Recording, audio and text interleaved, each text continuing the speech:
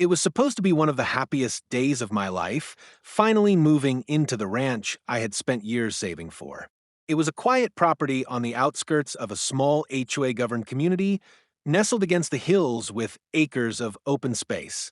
My truck was loaded with boxes, my dog was running free, and I was sweaty, exhausted, but thrilled to finally call the place mine. That joy was short-lived, though, when a silver SUV screeched to a halt near my driveway.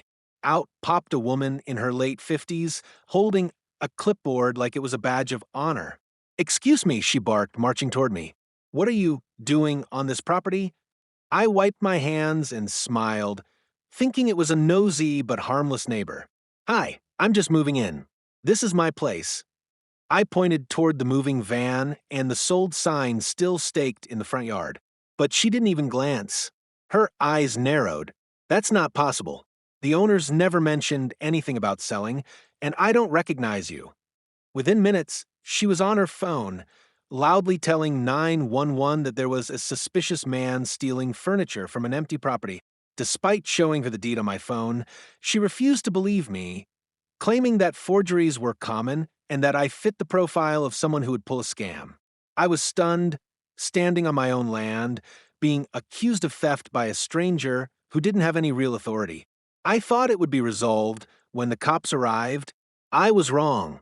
Two squad cars pulled up, lights flashing, and I found myself being asked to step away from the house and show ID while the Karen watched triumphantly from the sidewalk, arms folded.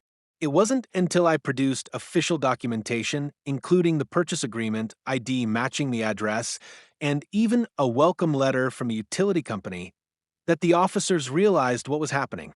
One officer turned to her and asked bluntly, "Do you always report new homeowners as criminals?" Her face went pale. No apology, no explanation. She just muttered something about keeping the neighborhood safe and stormed off.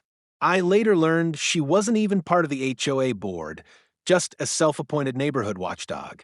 But by then, the damage had been done. My first memory on the ranch? Being treated like a criminal on the property I worked my whole life to earn.